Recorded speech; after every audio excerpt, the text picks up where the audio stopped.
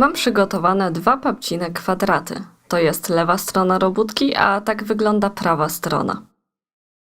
Żeby zacząć jakiekolwiek zszywanie, musimy przyłożyć kwadraty do siebie prawą stroną do środka, a lewą na zewnątrz. Sposobów na zszywanie jest naprawdę dużo. Możemy to zrobić igłą albo szydełkiem. Postaram się Wam pokazać kilka sposobów. Niektóre będą pasowały nam bardziej lub mniej do danego projektu. Używając igły zawsze ucinam nitkę 3 razy dłuższą niż dany bok do zszycia. Najlepszym rozwiązaniem jest zostawienie długiej nitki wystającej ze skończonego kwadratu i nią zszywać.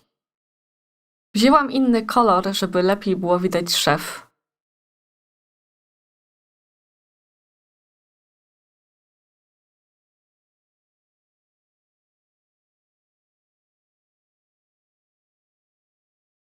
Robiliśmy tutaj 2 oczka łańcuszka na każdym rogu, więc jedno oczko łańcuszka należy do tej strony, a drugie do tej.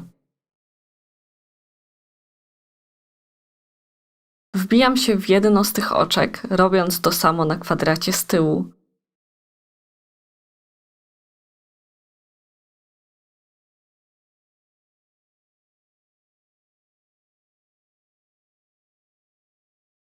Przeciągam nitkę, ale nie do końca.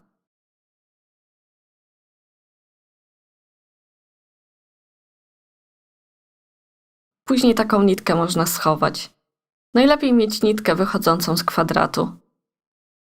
Przeciągnęłam od przodu do tyłu. Teraz zaczynam od tyłu. Uważam na to, żeby wbijać się pod 2 pętelki, nie pod jedną.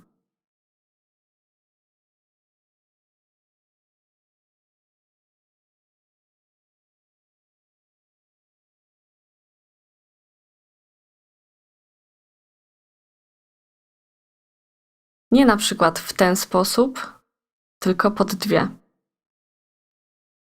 Najlepsza do tego będzie tępa igła, na przykład plastikowa jak ta. Są też mniejsze niż taka metalowa i ostra.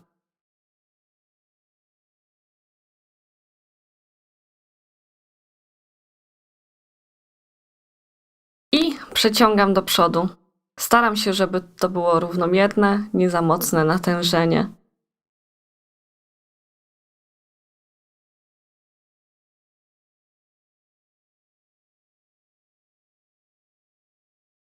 Znowu od przodu do tyłu.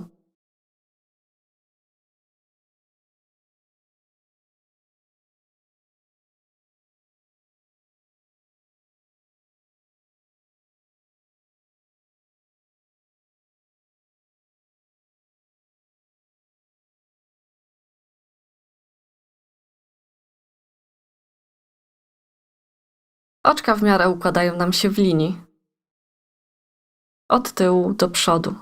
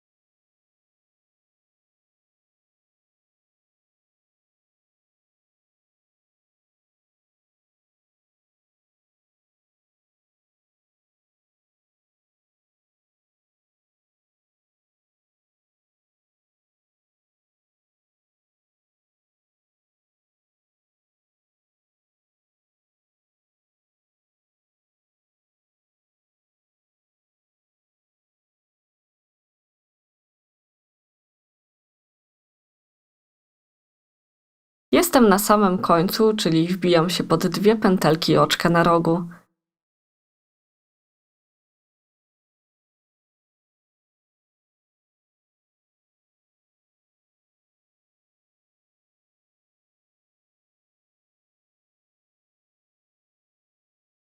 Pozostałą nić mogę wszyć do przodu i do tyłu. Tak wygląda lewa strona.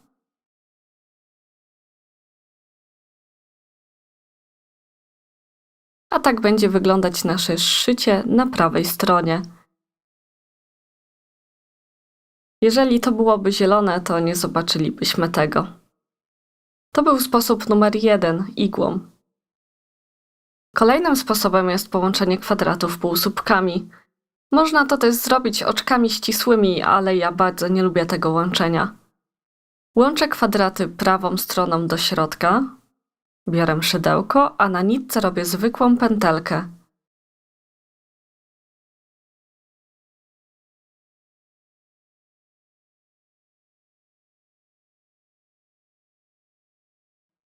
Tak jak przy igle wbijam się w jedno z tych oczek początkowych.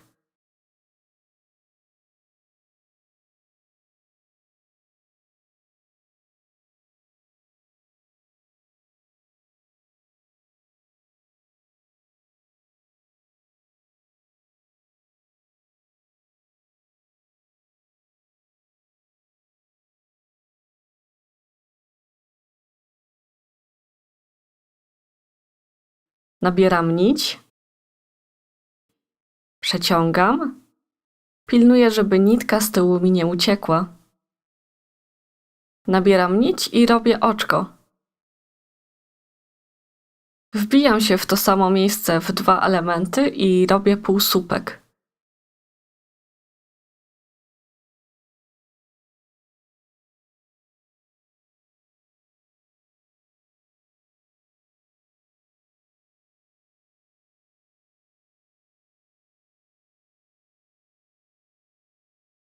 Wbijam się w kolejne słupki, nabieram nić i przeciągam.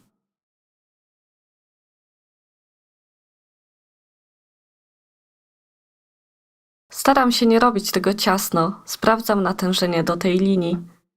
Chociaż ten sposób łączenia jest wypukły z jednej strony, to uważam, że jest to jeden z prostszych sposobów łączenia.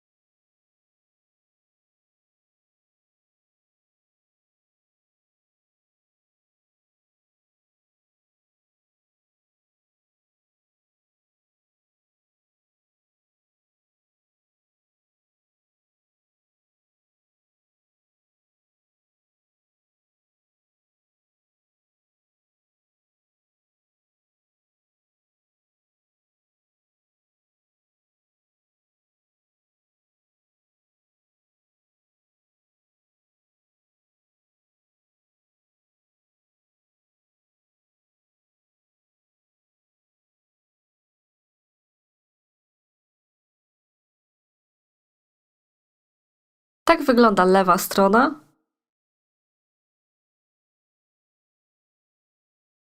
Ten ściek jest wypukły. Zrobił nam się tutaj taki warkoczyk. Jeśli chcemy, to możemy poprowadzić taki ściek z przodu jako ozdobę. Tak wygląda prawa strona, podobnie jak igłą. Więcej sposobów łączenia znajdziecie na moim blogu. Polecam z tym poeksperymentować i zobaczyć, co najbardziej będzie nam pasowało. Dziękuję i pozdrawiam.